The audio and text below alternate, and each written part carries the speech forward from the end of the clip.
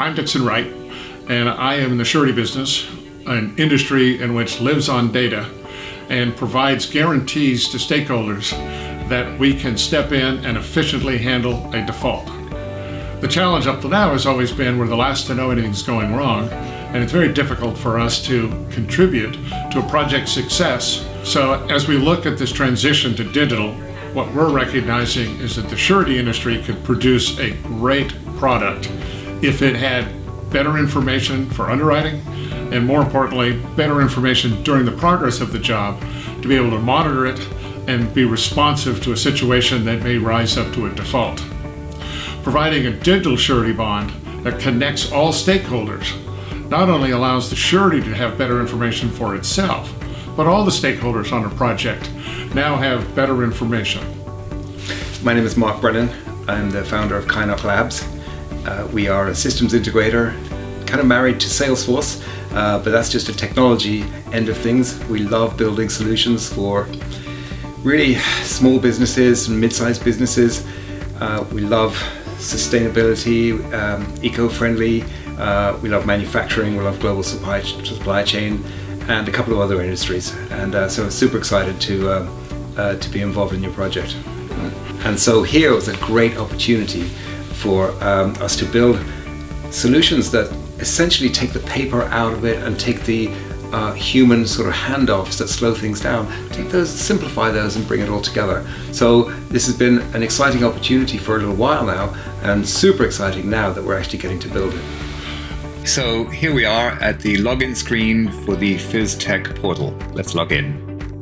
The FISTech portal is intended for use by invited members of organizations that are included as counterparties of any kind on a bond or an agreement here on the FISTech platform. So behind the scenes here is a Salesforce platform that manages records and permissions and architecture, but the user experience for the portal is simplified into a few tiles here. The tiles are arranged in between bond management, application management, work in progress management, some data tools, including the API documentation.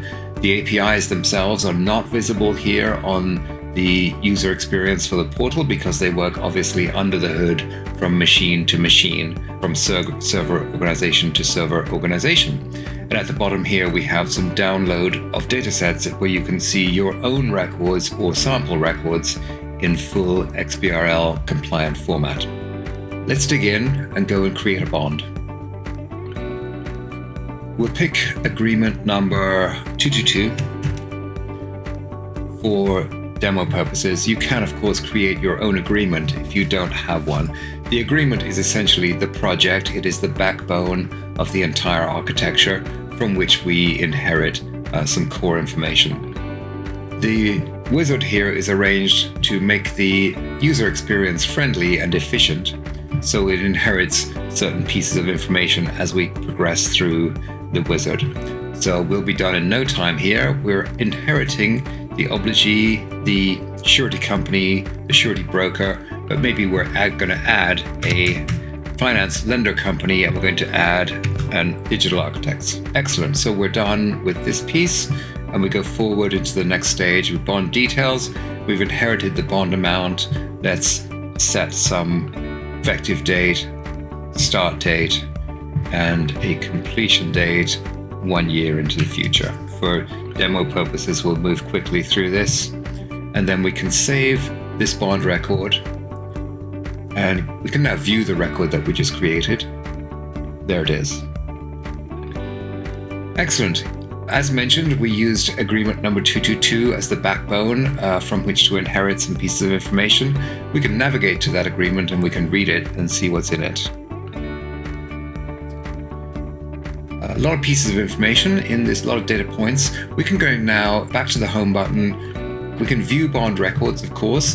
The portal user is allowed to see a bond record if their organization is included on that bond as a counterparty of any type. Let's move now to create a first application for payment. Great, we're also going to use the same agreement we're going to inherit pieces of information from that. You can see we have the breadcrumbs here along the top that track our progress, and they also give us some headline information about the obligee, the surety company, etc. Here we have summaries of existing payment requests, and we can also open those up and see in the details. And this is very helpful with a project that has advanced quite a way. You can see who has requested payment and when. So let's go in here and let's say the payment application date.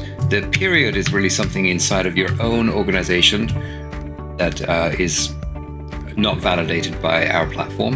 And let's move to next. We're inheriting the contract sum from the project. And let's say that 1 million is the amount being requested in this application for payment. If you have additions, track them here. Similarly, if you have requests for information, track them on this page. And then if you have retainage, track that on this page. If I'm going to go fast through this for efficiency. And here we are inheriting the signatures and signature dates, all of which, of course, you can correct or overwrite before you save and submit this payment application. Good. That is essentially what happens here on a application for payment, and that is the core architecture of the FISTech platform, the bond and the application for payment. The backbone of it, of course, is the agreement. What do we need to adjust so that you can see what you should be able to see? And so we can't claim to have thought of everything, but I think we're in a really good place. We will hope to accelerate the digitization of our infrastructure that enables a brand new world that is holistic, that is energy and food and water resilient, and provides community life that improves the life for everyone, not just here, but everywhere across the globe. That's what I envision.